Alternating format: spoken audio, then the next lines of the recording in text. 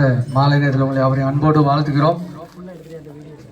பரிசுத்த மத்தேயு சுவிசேஷம் 5ஆம் அதிகாரம் 13ஆம் வசனத்திலே, நீங்கள் பூமிக்கு உப்பாய் இருக்கிறீர்கள். உப்பானது சாரமற்று போனால் எதனால் சாரமாக்கப்படும், வெளியே கொட்டப்படுவதற்கும் மனுஷரால் மிதிக்கப்படுவதற்குமே ஒழிய வேறொன்றுக்கும் உதவாது என்று நாம் பார்க்கிறோம். உப்பு அது எல்லா நிலைகளும் தேவையான ஒன்றாக இருக்குது. நாம் சாப்பிடுகிற உணவாக இருக்கலாம், எல்லா காரியங்களும் அது தேவையான ஒன்றாக இருக்குது. அது சுவை கொடுக்கக்கூடியதாக இருக்குது. அந்த உப்பிலே சாரம் இருக்க வேண்டும் என்பதை நாம் எல்லாரும் நன்கு அறிவோம். சாரம் இல்லாத உப்பு அது தூர எறியப்படும். ஆண்டவர் நம்ம ஒவ்வொருவரையும் இந்த உலகத்திலே பூமிக்கு உப்பாக வைத்திருக்கிறார். இந்த 10 நாட்கள் நீங்கள் கற்றுக்கொண்ட காரியங்கள், அன்பே பெரிதுங்கிற தலைப்பிலே நீங்கள் கற்றுக்கொண்ட காரியங்கள் உடைய வாழ்வில் எல்லா நிலையில் நீங்கள் விடாமல் இருக்க வேண்டும் என்பதற்காக ஆண்டவர் உங்களுக்கு தெளிவாக கற்றுக் கொடுக்கிறார்.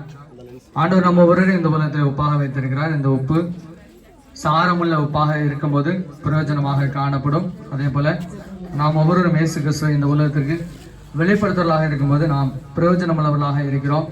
இல்லை என்றால் அந்த சாரமில்லாத உப்பாக நாம் காணப்படுமானால் பிரயோஜனமில்லை என்பதை ஆண்டவர் நமக்கு கற்றுத்தராகவே ஆண்டவர் தந்த இந்த நாட்களை நாம் பயன்படுத்தி அவருடைய பிள்ளைகளாக வாழ நாம அர்ப்பணிக்க ஆண்டவர் நம்மை அன்போடு அழைக்கிறார். நாம் இந்த உலகத்திற்கு கடைசி ஒரு உப்பாக இருந்து மற்றவர்களுக்கு இயேசு கிறிஸ்துவை காட்ட கத்த நம்ம ஒருக்கும் கிருபை செய்து வழிநடத்துவாராக.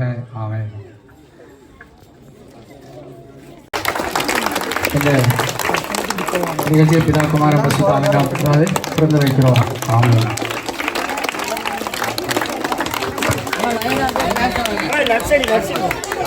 அப்படியே பாடிட்டே வாங்க பாக்க லைனா. நர்சரி பாடுங்க பாக்க ஒரு பாட்டு.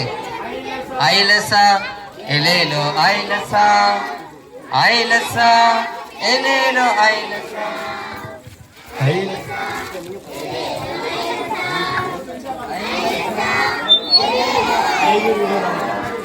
அன்பே சிறந்தது ஏலேலோ ஐலசா, அன்பே பெரியது.